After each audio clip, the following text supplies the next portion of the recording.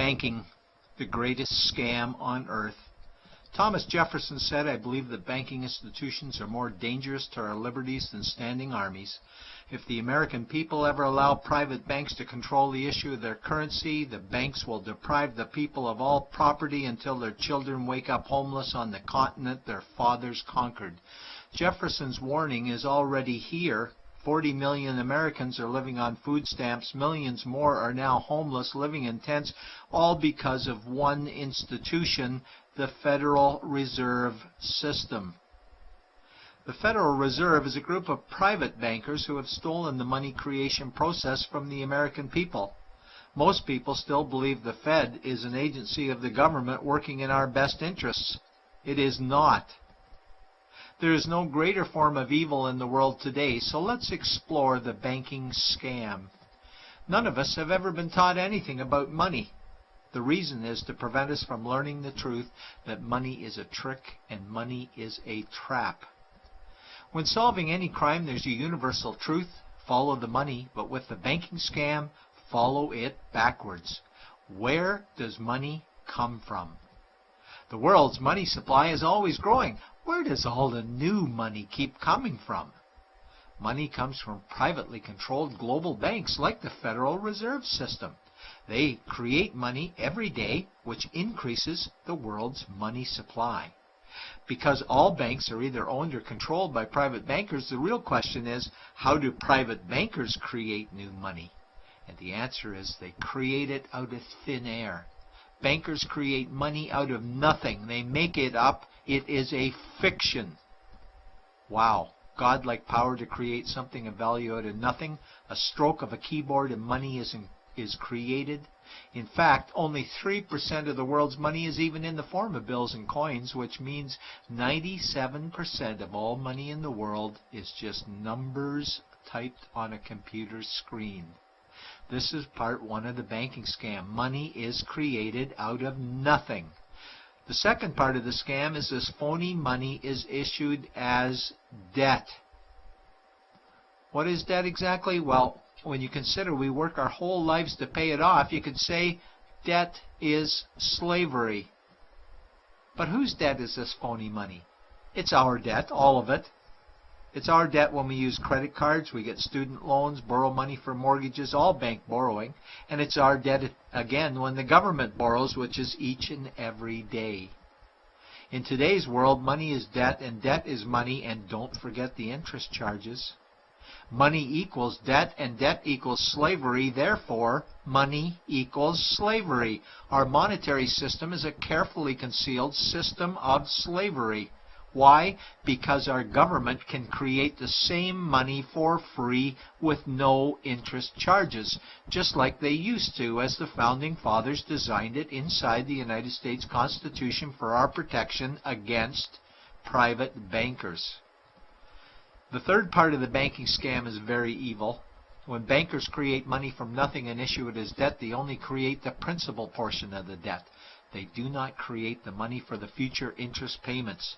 There is not enough money in existence for all of us to make our interest payments. In fact, our money creation system is even mathematically impossible. Money issued by the banks, principal debt, does not equal the money demanded back to the banks, principal plus interest. We are forced to play a game of musical chairs to see who can make their debt repayments. This guarantees a world of bankruptcy, competition, and scarcity of money. For example, we go to the bank to borrow money for a house, let's say $100,000. The moment we sign the loan document, the bank creates the money out of thin air. A $100,000 debit gets registered for us and a $100,000 secured credit for them. Then one of two things happens. Either we give the bank 30 years of labor making house payments totaling $300,000 for the original $100,000 we borrowed, or the bank takes our house.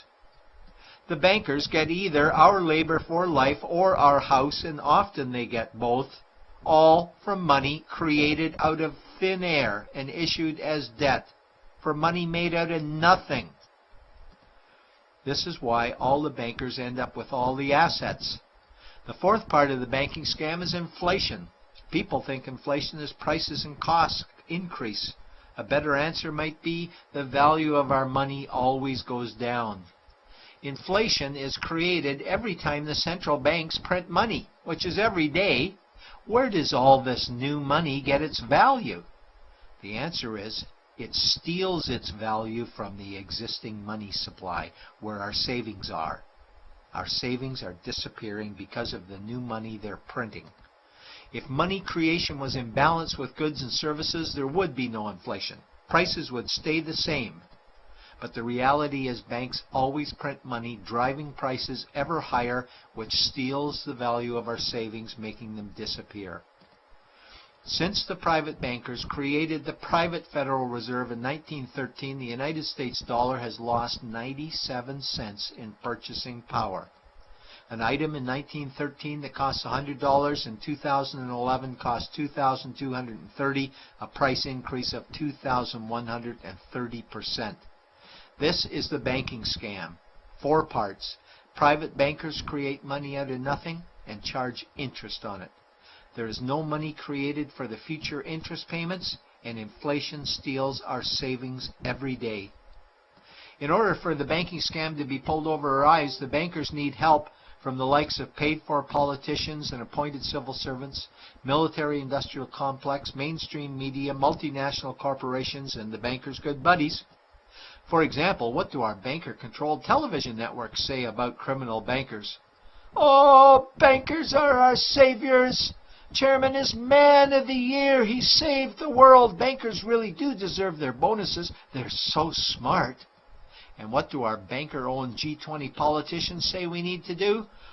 That we must save our banking system, and now we need austerity measures, like increasing existing taxes and bringing in new taxes, cutting our social programs, including education and health care, stealing from our pension plans while increasing the retirement age, keeping us working for more years at lower wages while placing our children and grandchildren in debt and servitude for their future lives.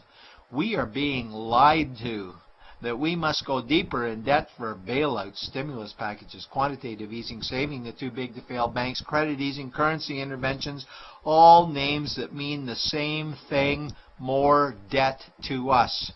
Is it not strange that the solution to too much debt is always more debt to us? And where is all this money going? It's going to the banks and to the bankers. They are stealing our money right now. 0.1% of the world's population owns 2/3 of the world's wealth. This means that 99.99% of the world's population own less than 1/3 of the wealth, a decreasing amount because these guys are stealing it. We desperately need to wake up to the banking scam. It is time for change. To retake control of our money system, we must stop supporting the banking scam. Lincoln said the government should create all the currency and credit needed to satisfy the spending power of government and the buying power of consumers. Money will cease to be master and will then become servant of humanity. And Jefferson said the issuing power of money should be taken from the banks and restored to the people to whom it properly belongs. It's a pyramid scheme. And we, the people, are the bottom layers of the banking pyramid. Without our support, the banking scam collapses. We have to do it ourselves. Wake up, get active, wake others. Remove our money from the bank. Buy gold and silver coins. Get out of debt. Rip up your credit cards. These actions will bring down the banking scam. Only vote for politicians who support debt-free money, or run for office yourself, and turn off mainstream media to search for the truth while you still can. And support every effort to end the Federal Reserve System and all the privately owned central banks. Let's bring these criminals to justice to get our money and our countries back before it's too late.